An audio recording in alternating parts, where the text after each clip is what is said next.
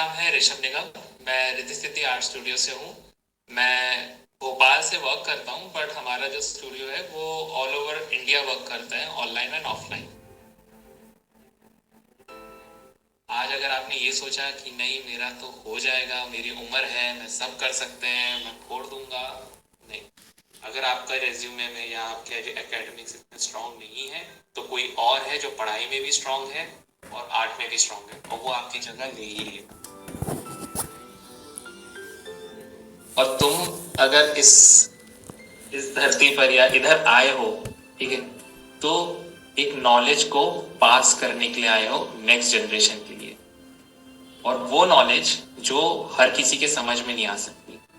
तो कभी भी अगर ये फील हो रहा है कि कुछ भी नहीं हो रहा है लाइफ में, क्यों आर्टिस्ट हैं हम, ये क्यों मिल गया, लोग ये बोलते हैं, इन बातों को हमेशा ध्यान रखो कि तुम स्पेशल। बनाओ अपनी पहचान की इस मुहिम में आइए। अब विस्तार से जानते हैं इनके कार्य एवं प्रेरक अनुभवों के बारे में। हेलो, मेरा नाम है ऋषभ निगम। मैं रिद्धि सिद्धि आर्ट स्टूडियो से हूँ। मैं भोपाल से वर्क करता हूँ, बट हमारा जो स्टूडियो है वो ऑल ओवर इंडिया वर्क करता है, online and offline as well. मैं आर्टिस्ट हूँ। मैंने अपनी जो डिग्री करी है, बैचलर्स डिग्री, वो मैंने अपनी सिविल इंजीनियरिंग से करी है, बीटेक इंजीनियर। हाँ, मैं एक इंजीनियर भी हूँ। और मैंने अपना मास्टर्स जो है वो फाइन आर्ट से किया है। तो एक थोड़ा रोलर कोस्टर राइड रहा है, बट राइट नाउ मैं as an art teacher work कर रहा हूँ रिद्धि सिद्धि आर्ट स्टूडियो में। और इवेंट्स एंड क्यूरेटर भी ऑर्गेनाइज कराता हूँ, मतलब क्यूरेटर की तरह भी वर्क करता हूँ। मेरा बचपन, मतलब मेरे पापा जो थे वो सेंट्रल बैंक ऑफ इंडिया में थे, सेंट्रल गवर्नमेंट जॉब थी। तो हमारे ट्रांसफर बहुत ज़्यादा होते थे सिटी टू सिटी। तो मैंने बहुत सारे कल्चर देखे, जैसे मैं असम में भी रहा हूँ, मैं यूपी से बॉर्न हूँ, मैं कानपुर बॉर्न हूँ, है ना। तो कानपुर में मेरी पैदाइशी है, तो मैं कानपुर में भी रहा हूँ, मैं लखनऊ में भी रहा हूँ, मैं साउथ में भी थोड़ा सा रहा हूँ, हैदराबाद से मेरे फादर बिलोंग करते हैं। तो मैंने अलग अलग कल्चर डिफरेंसेस बचपन से ही देखे हैं। पर मेजर ऑफ टाइमिंग मैं भोपाल में रहा हूँ। तो मेरी एजुकेशन भी फिर भोपाल से हुई है। मेरी स्कूलिंग मेजर जो है सेकंड क्लास से लेकर के 12th तक की, वो महर्षि विद्या मंदिर भोपाल से ही हुई।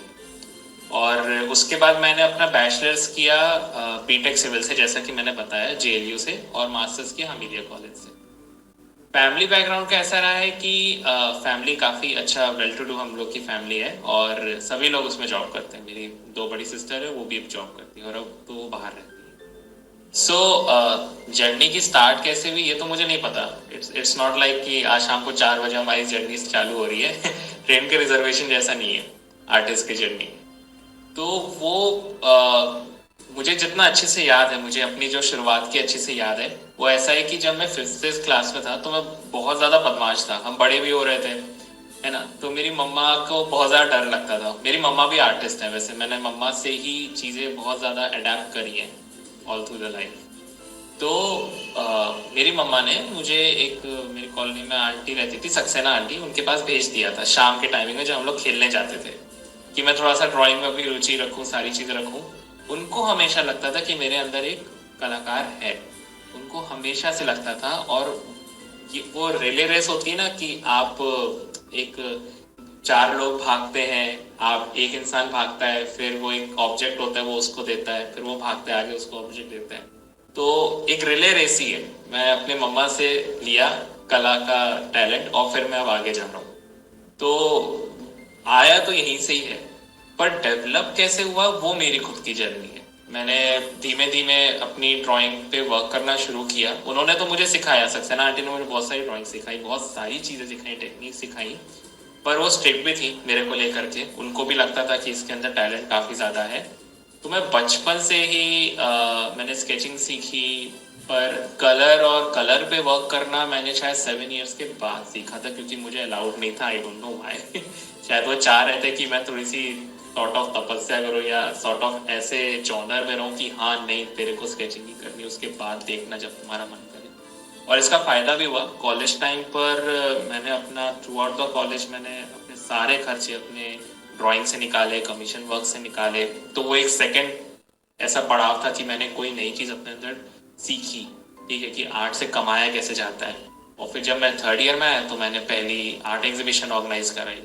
तो it was a great experience for me कि मैंने आर्ट एग्जीबिशन ऑर्गेनाइज करी। तो आज मतलब 2018 में पहली बार एग्जीबिशन ऑर्गेनाइज कराई थी एंड आज 2022 चल रहा है एंड मैं 9 नेशनल आर्ट एग्जीबिशन ऑर्गेनाइज करा चुका हूँ और मेरा सर्कल बहुत ज़्यादा बढ़ गया है।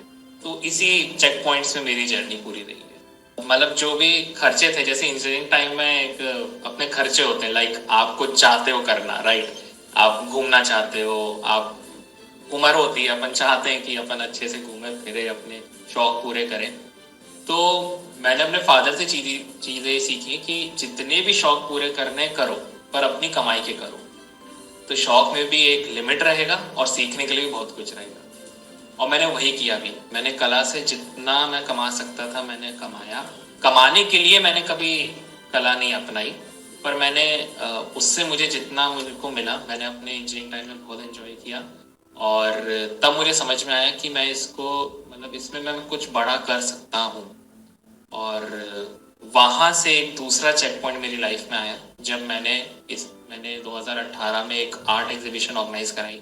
ऑल्दो मैं बचपन से आर्ट एग्जीबिशन में पार्टिसिपेट कर रहा था, लाइक मैं 15 से 20 आर्ट एग्जीबिशन में पार्टिसिपेट कर चुका था, मेरे पास एक्सपीरियंस काफ़ी था।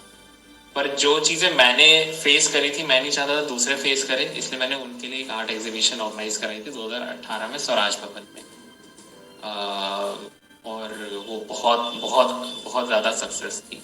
उसके बाद से 2018 और आज 2022 मैं 9 national art exhibition, 3 painting parties और काफ़ी सारे ऐसे इवेंट्स हैं गवर्नमेंट के जिसमें मैं डायरेक्टली और इनडायरेक्टली पार्ट रहा हूँ। तो मेरी जर्नी वहीं से शुरू हुई। मुझे तो ऐसा लगता है कि गलतियाँ थी नहीं वो, ठीक है, सीख थी जो मैंने सीखी। मुझे आप एकदम से ऐसे तो याद नहीं आ रहा कि हाँ मैंने ये गलतियां करी, हाँ मैंने वो गलतियां करी। पर अगर मैं इस गलती को सीख वर्ड से थोड़ा सा चेंज करूँ तो मैं ये ज़रूर कहना चाहूँगा कि मैं लोगों से अलग अलग प्रकार के जो मुझे थ्रू आउट द लाइफ मिलते आए हैं और अभी भी मिल रहे हैं, मैं उनसे बहुत कुछ सीखा हूँ। उनके नेगेटिव चीज़ों से या उनके पॉजिटिव चीज़ों से मैं सीखते आया हूँ। और मैं कोशिश करता हूँ जितना मेरे से हो सके कि हम कभी गलत ना रहें किसी के लिए। तो जब आप ऐसा एक एटीट्यूड रखते हो ना, तो आपसे जाने अनजाने बहुत छोटी छोटी गलतियां होती रहती हैं। बस वो गलतियां शायद मेरे से हुई होती, पर इसलिए मैं हमेशा बोलता हूँ कि मैं अपनी गलतियों को सीख की तरह लेता हूँ कि हाँ मैं कुछ सीख रहा हूँ थ्रू आउट द जर्नी। तो ऐसी गलतियां तो इतनी कोई बड़ी ब्लंडर मैंने कभी नहीं किया है। ये लाइफ है, होती रहती है, पार्ट ऑफ लाइफ है, चलता है। मेरे 3 मेंटर्स रहे हैं। मैं 3 को मतलब मैं थ्रू आउट द लाइफ बहुत बहुत ज़्यादा मानता हूँ। सबसे पहले तो मैं अपनी मदर को सबसे बड़ा श्रेय देना चाहता हूँ कि उन्होंने मेरे अंदर वो चीज़ देखी कि हाँ ये कर सकता है। दूसरा, मेरी पूरी जर्नी में मेरे अपोजिशन में जितने लोग खड़े रहे और आज भी जितने भी लोग खड़े हैं, मैं उन सबको बहुत ज़्यादा मानता हूँ, ठीक है, बहुत ज़्यादा मानता हूँ। और मैं उनको मतलब आप ना क्या कर सकते हो कि आपके पास ना पनौती इज द वर्ड, राइट, आ सकती है थ्रू आउट द लाइफ, पर मैं अपनी पनौतियाँ पालता हूँ कि तुम रहो मेरे साथ ही, मुझे कोई दूसरा नहीं चाहिए, तुम ही मुझे सिखाओ। तो ये सारी चीज़ें रही हैं। और तीसरा, हमीदिया कॉलेज में जो एचओडी हैं Alok Bhavsar sir, fine arts department के ड्राइंग एंड पेंटिंग, मैं उनको बहुत मानता हूँ। मतलब वो हमारे आइडियल है, हम उनसे सीखते हैं कि लाइफ आर्टिस्ट की जर्नी कैसी होती है।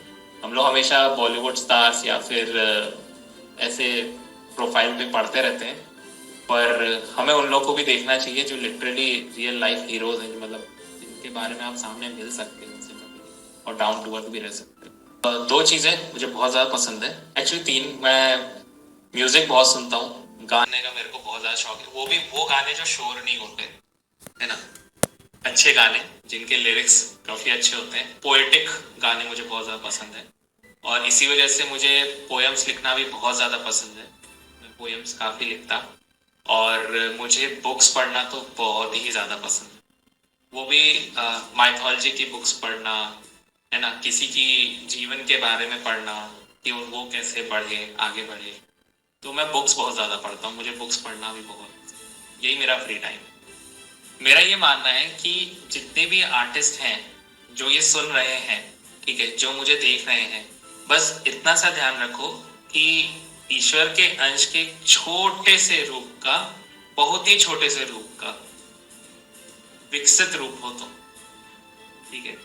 और तुम अगर इस धरती पर या इधर आए हो, ठीक है, तो एक नॉलेज को पास करने के लिए आए हो नेक्स्ट जनरेशन के लिए, और वो नॉलेज जो हर किसी के समझ में नहीं आ सकती। तो कभी भी अगर ये फील हो रहा है कि कुछ भी नहीं हो रहा है लाइफ में, क्यों आर्टिस्ट हैं हम, ये क्यों मिल गया, लोग ये बोलते हैं, इन बातों को हमेशा ध्यान रखो कि तुम स्पेशल। आर्ट फील्ड में अपन मूवीज में देखते हैं, बहुत सारी movies like 80s to 90s की जितनी मूवीज थी वो आर्टिस्ट के ऊपर काफी ज्यादा बनी है। और वो भी दो प्रकार की मूवीज होती है, एक बड़ा ही गरीब आर्ट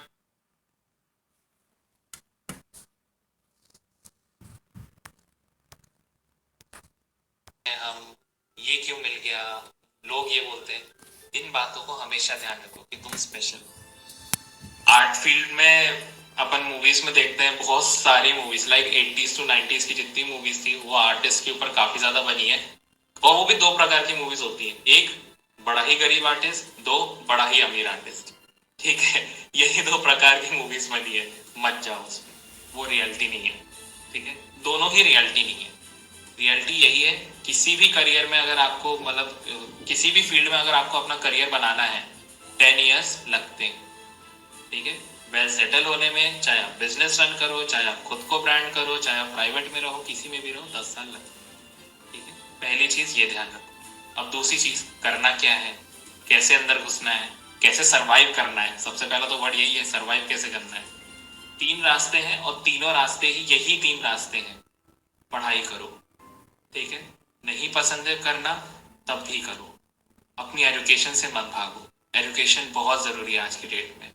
3 रास्ते, पहला गवर्नमेंट एग्जाम्स में नेट क्वालिफाई या आर्ट टीचर की नौकरी, केवीएस की नौकरी, कैसे भी करके पढ़ाई करो, 2 साल दो पर अपने आप को दो, क्या है। और फिर तीसरा, दूसरा ऑप्शन कि प्राइवेट नौकरी, यूआई यूएक्स के कोर्सेज हैं, एनिमेशन कोर्सेज हैं, गेमिंग कोर्सेज हैं। आज की डेट में, आने वाले कल में सारी चीजें टेक्नोलॉजी से ही चलने वाली है। पेन पेपर में आप ड्रॉ करके सरवाइव नहीं कर सकते, और पेंटिंग बेच करके सरवाइव करना तो बहुत दूर की बात है, ठीक है। दूसरा रास्ता ये है। तीसरा, आप समझते हो कि आप बहुत ज्यादा समझदार हो, बहुत अच्छा माइंड है, शार्प माइंड है, बिजनेस करो, पर किसी का नुकसान मत करो। आर्टिस्ट अगर नुकसान करता है, लॉन्ग रन में उसका नुकसान हो ही जाता है। तो बिजनेस करो, ठीक है, खुद की फ्रीलांसिंग काम करो, आर्ट टीचर बनो, खुद के लोगों को सिखाओ, बहुत सारे काम है। पर मैं एजुकेशन को इसलिए बार बार मतलब फोकस में रखकर बोल रहा हूँ, क्योंकि पढ़ाई आपके मतलब पढ़ाई, आज की पढ़ाई आपकी कला को आगे जिंदा रखेगी।